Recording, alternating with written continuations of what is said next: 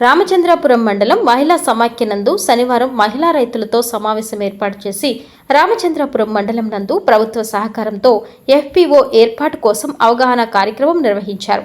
ఈ కార్యక్రమంలో DRDA project director మాట్లాడుతూ ఎఫ్పిఓ ఏర్పాటు చేయడం వల్ల రైతులే గిట్టుబాటు ధర నిర్ణయించుకోవచ్చు. రైతులు పండించే పంటలు కాయగూరలకు మార్కెటింగ్ కల్పించుకోవచ్చు. రైతులకు కావలసిన యాంత్రీకరణ వస్తువులను కొనుగోలు చేసుకోవచ్చు.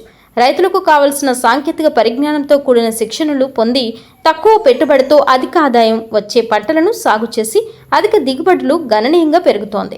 దళారీ వ్యవస్థను అరికట్టొచ్చు. కావున ప్రభుత్వం కల్పించిన ఎఫ్పిఓ నందు మండలంలో ఉన్న మహిళా రైతులు, వ్యవసాయ ఉత్పత్తిదారులు సంఘాలుగా ఏర్పాటు చేసుకుని ఎఫ్పిఓతో రైతులు అభివృద్ధి చెందాలని ఆకాంక్షించారు. ఈ కార్యక్రమంలో ఏపీఎం గురుమూర్తి, ఎఫ్పిఓ అధ్యక్షురాలు లక్ష్మి, మహిళా రైతులు సిసిలు పార్వతమ్మ, సుధాకర్, అరుణ, స్వర్ణలత, వెలుగు సిబ్బంది, మహిళలు పాల్గొన్నారు.